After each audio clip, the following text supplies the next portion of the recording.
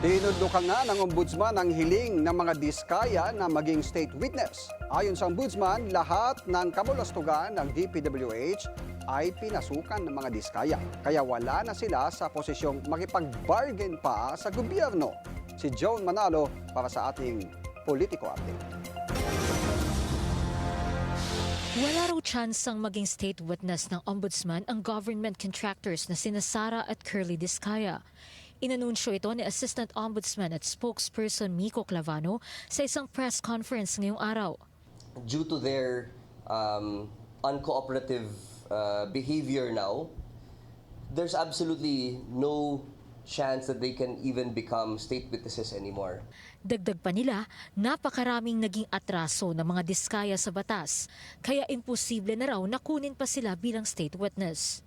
Lahat po talaga ng kabalastugan ng DPWH pinasukan na talaga ng diskaya. So I don't think they're in any position to bargain with the government, especially with their status as state witness.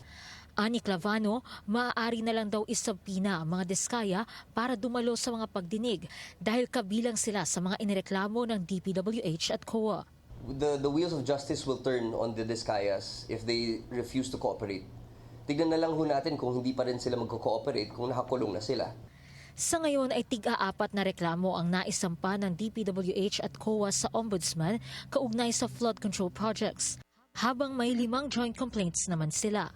Samantala, kinlaro naman ng Ombudsman na hindi panggigipit ang ginawa nilang kautusan na magsumite ng courtesy resignations ang mga appointee ni dating Ombudsman Samuel Martires na may salary grade 25 to 29.